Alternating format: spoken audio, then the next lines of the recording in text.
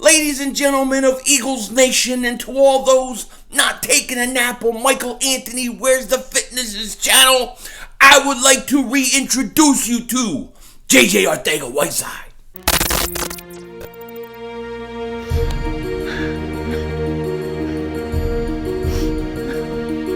Kick the red, double move on the red.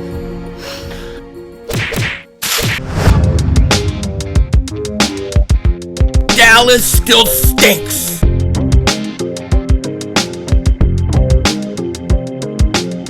Yo, everybody doing? King Ding back here, and I hope everybody's having a good Friday. I hope you guys are doing well. Today was an intense practice for the Birds. It was intense because today is August 21st, and August 21st means that teams can live hit. They can go fully live, tackle to the ground.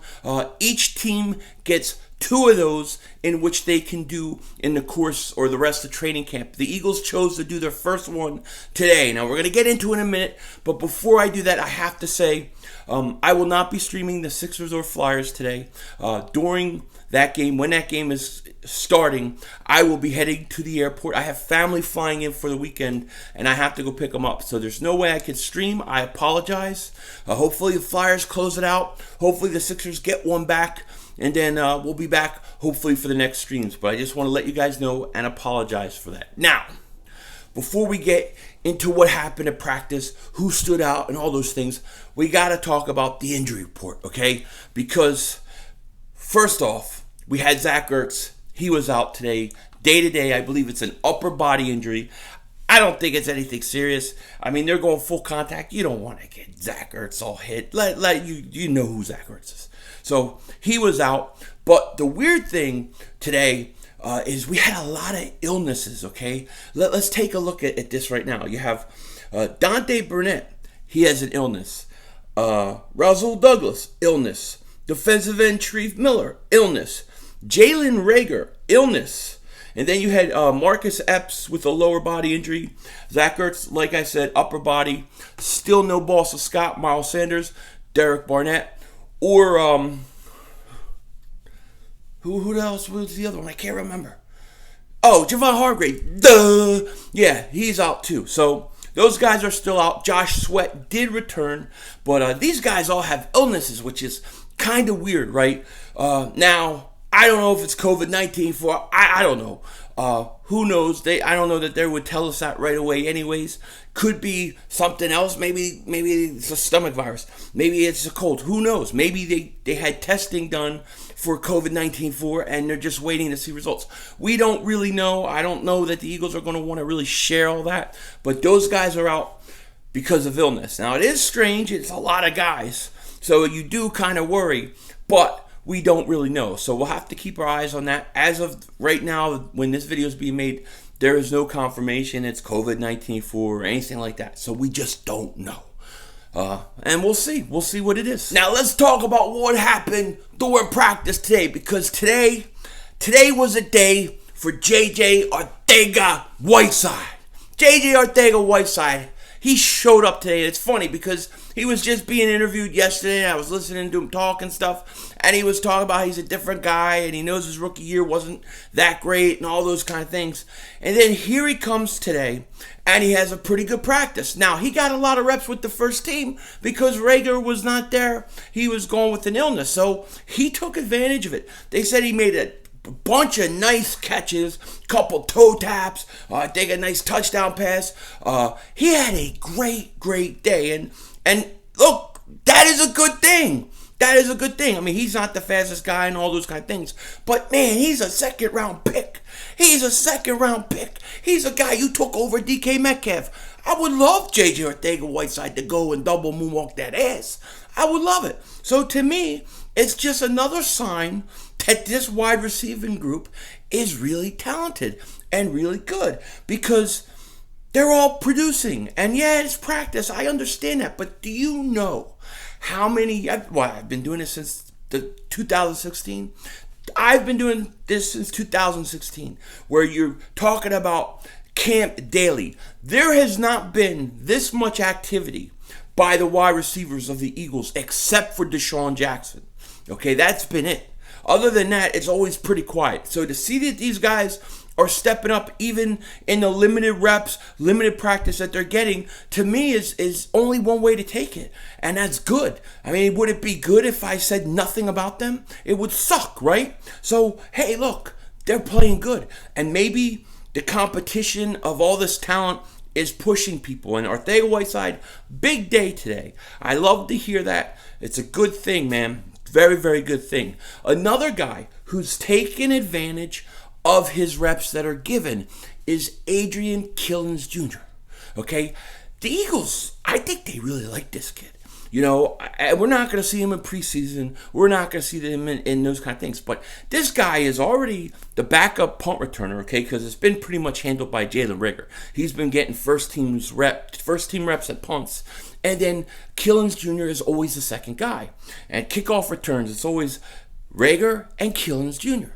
So the Eagles, I think, have big plans. And I think maybe based upon that, it'd be interesting to see if they put him on that active roster. It's going to be interesting, but I don't think they're going to let this guy go one way or the other. He is going to end up, if it has to be on the IR, maybe he bumps a toe and you put him on the IR, you stash him. But the Eagles really like him, and maybe they think he's ready to go and play in special teams right now. I want to see this kid play. Because all they talk about is how explosive he is. And he was getting first team punts today, first team kickoff returns today. So he's a definite guy that you have to watch out for. You know what I mean? The offensive line. Let's talk about the offensive line. They had another bad day. And you could really sum up this whole day of basically the defensive line dominated the offensive line. Not just the first team, but the first team and the second team, they took a beating today. Okay, they took a beating. At one point, Carson was getting very frustrated. They said at one point he almost wanted to slam the ball on the ground because every play he had a guy in his face, he was getting sacked. I think Malik Jackson had 3 sacks. Osman had like 2, and Jordan Mailata got beat. He got beat like 2 or 3 times, okay, by a few guys. I think Josh Sweat beat him real bad towards the end of practice. Osman beat him. I mean, they were making jokes. The media was making jokes like it ain't training camp unless Joe Osman is beating Jordan Mailata. And apparently the last play of practice ended in a sack, and Doug Peterson was yelling at Jordan Mailata. He was not happy with Mailata, not happy with that offensive line in general. It was second team offense was out in the field. They gave up a sack last play of practice. Sudfeld gets sacked. Now, of course, for those that don't know, they don't really hit the quarterback. But, you know, they get in the area, they blow the play dead. And offensive line, another bad day. You know, I'm not going to worry about it too much. Maybe they're figuring things out. But I would like to hear more about Jordan Mailata. I'd like to see Jordan Mailata take that next step. And right now, from what I've heard, it doesn't sound like it. Not at all, you know. As far as the quarterbacks go, Jalen Hurts didn't have quite as many reps as he's had the last few days. Carson, I know he threw a couple passes that were almost picked off. One by McLeod, one was by Vontae Maddox, but they both dropped the interceptions. We always drop interceptions in games, so it don't surprise me. He had like 3 or 4 touchdown passes too. So, you know, I think he was probably okay for the most part. Nobody really complained too much about him. Nate Sudfeld had a couple nice passes. I think he had a nice bomb to Hightower. He had a nice play pass to Quez Watkins that got broken up at the last second.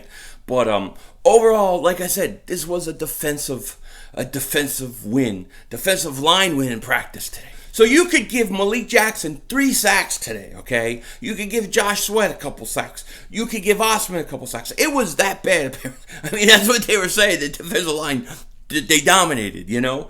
Sean Bradley had a couple nice plays as well. And Grayland Arnold, the corner, you know, the undrafted rookie free agent corner, he's making a name for himself. He is turning heads at camp, and maybe this is a guy that could be a nice surprise for us, okay? He made a couple nice plays, a couple nice hits as well, got the defense all pumped up, all fired up. They were ready to go, So Grayland Arnold is another guy to keep your eye on. Of course, Sidney Jones, he was still not practicing. He's still injured.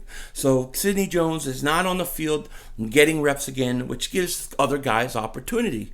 Like I said, Douglas has an illness, so he didn't practice. More work for Avonte Maddox. More work with that starting corner spot. And hey, I this was supposed to be my most interesting battle, right? This was where I thought this was going to be back and forth. Sidney, Avonte. They were going to fight for this starting corner job. And Sidney Jones ain't even in practice. He's a no-show. I know he's injured and you can't help it, but it's every year. A second-round pick for corner. Could have traded up for Dalvin Cook. A couple spots. Just saying.